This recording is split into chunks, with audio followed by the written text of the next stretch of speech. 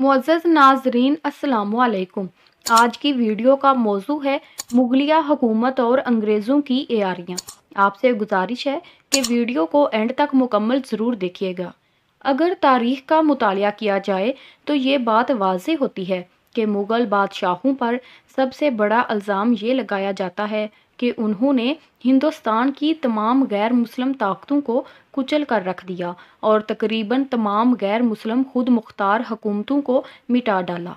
अगर मुग़ल तारीख़ का बगौर मुतालिया किया जाए तो ये पता चलता है कि जिस ज़माने में बाबर ने हिंदुस्तान में कदम रखा उससे बहुत पहले हिंदुस्तान की तकरीबन तमाम हिंदू हुकूमतें अपनी खुद मुख्तारी खो चुकी थीं। जो बाकी रह गई थीं वो या तो साबका मुसलमान बादशाहों की बाजगुजार थीं या साबका मुस्लिम हुकूमतों के कमज़ोर होने के बाद नए सिरे से खड़े होने की कोशिशें कर रही थीं। चुनाचे मुगलों ने हिंदुस्तान में आने के बाद उनको मिटाने की भी कोशिश नहीं की। अलबत्ता मुगलों की ये ख्वाहिश ज़रूर रही है कि वो सब की सब मुगलों की दोस्त और बाजगुजार बन जाएं। जो हिंदू रियासतें दोस्त बन गईं, मुगलों ने उनको खूब नवाजा, लेकिन उदयपुर जैसी रियासतें जो बगावतें बर्पा करती रहीं, उनसे मुगलों ने जंग भी की और ये जंग किसी मजहबी तासब की बिना पर नहीं थी, बल्कि इसकी तह में सिर्फ हुक्मरानी और बालादस्ती का जज्बा कार फरमा था। मुगल तारीख का अगर गहरी नज़र से मुतालिया किया जाए तो ये पता चलता है कि मुगलों ने गैर मुसलमों से कहीं ज़्यादा मुसलमान फरमारवाओं के खिलाफ लड़ाइयाँ लड़ी हैं। राजपूतों, मरहटों और सिखों से तो शायद मुगलों की मामूली चंद लड़ाइयाँ हुई थीं। इसके बरखिलाफ लोधी पठानों से बहुत बड़ी बाबर की जंग हुई। दूसरी जंग हुमायूं को सूरी पठानों से लड़नी पड़ी। अकबर को मालवा में बाज बहादुर के खिलाफ फौज कशी करनी पड़ी। औध, बहार, बंगाल और गुजरात के मुसलमान हुक्मरानों के खिलाफ एक दो नहीं बल्कि दर्जनों मार्का की लड़ाइयाँ अकबर को बार बार लड़नी पड़ी। मुगलों ने ना कश्मीर के मुस्लिम बादशाहों को बख्शा और ना अफगानिस्तान के आज़ाद कबाइल को छोड़ा। उनके खिलाफ सख्त से सख्त लड़ाइयाँ लड़ी गईं और औरंगज़ेब ने तो अपनी तकरीबन सारी उम्र ही दक्कन के मुसलमान खुद मुख्तार बादशाहों के कुचलने पर सर्फ कर दी। औरंगज़ेब ने ना आदिल शाही हुकूमत को छोड़ा, ना कुतुब शाही सल्तनत को गवारा किया और ना दक्कन के दूसरे मुस्लिम फरमारवाओं ही को ये मुग़ल बादशाह देख सका।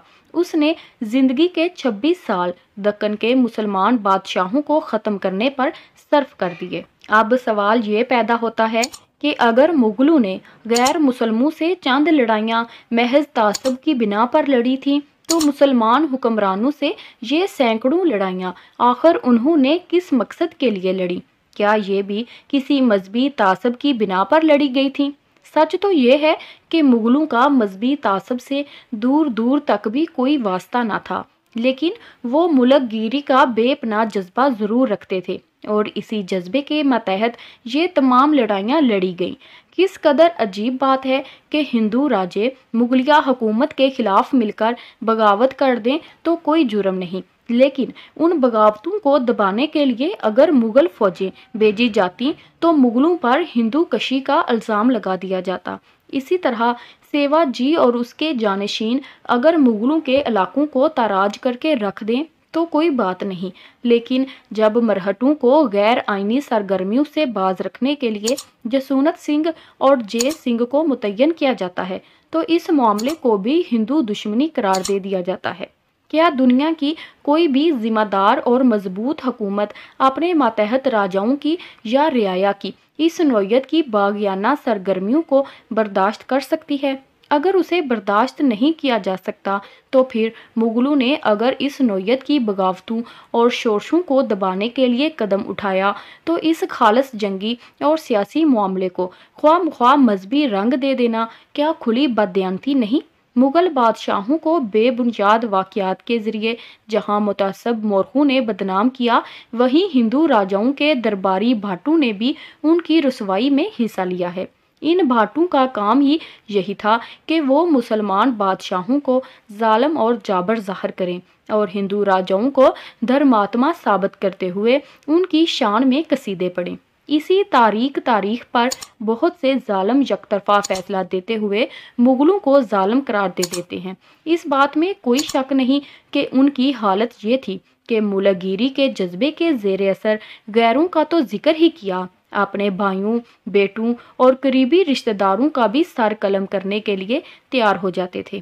تاریخ کے قارئین کو مغلیہ سلطنت کے آخری 100 سال کا مطالعہ بھی کرنا چاہیے تاکہ ان پر یہ واضح ہو کہ انگریزوں نے کس عیاری و مکاری سے برصغیر پر قبضہ جمایا۔ انگریزوں نے ہندوستان میں جس شرمناک اور عیارانہ سیاست سے کام لیا وہ انگریزوں کے پست کردار کا ایک ایسا غیر فانی نقش ہے جس پر نہ صرف انگلستان کی تاریخ بلکہ سارے یورپ کی تاریخ رہتی دنیا تک شرمسار رہے گی۔ اس سب کے ساتھ یہ بھی ذہن میں رہے کہ اپنوں کی غداری سے برصغیر کی آزادی کو سب سے زیادہ نقصان پہنچا۔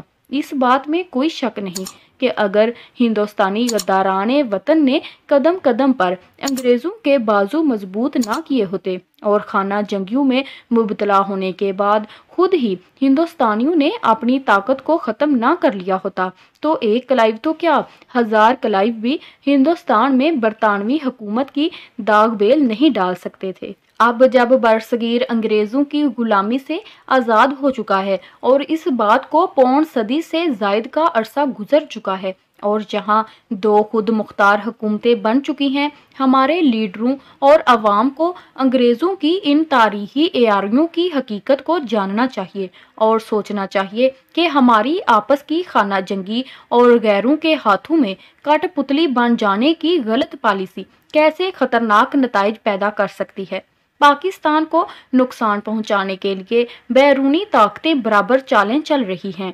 ہمیں چاہیے کہ ہم گزشتہ واقعات سے سبق لیں اور ان غلطیوں کا اعادہ نہ کریں جن کی بنا پر ہم نے غیروں کو اپنے سروں پر مسلط کر لیا تھا۔ مجھے توقع ہے کہ تاریخ کے مطالعے سے ہم سبق حاصل کریں گے اور ماضی کے آئینے میں اپنی کمزوریوں پر غور کرنے کے بعد مستقبل کو روشن بنانے کی ہر ممکن کوشش کریں گے اور آپس کی منافرت کو ہمیشہ کے لیے ختم کر دیں گے جو انگریزوں اور متعصب مورخوں کی پیدا کردہ ہے۔ ہمیں اس بات کو بھی ذہن میں رکھنا چاہیے کہ یہ فرقہ وارانہ منافرت ہمارے معاشرے کے لیے آج پہلے سے بھی کہیں زیادہ خطرناک ہے۔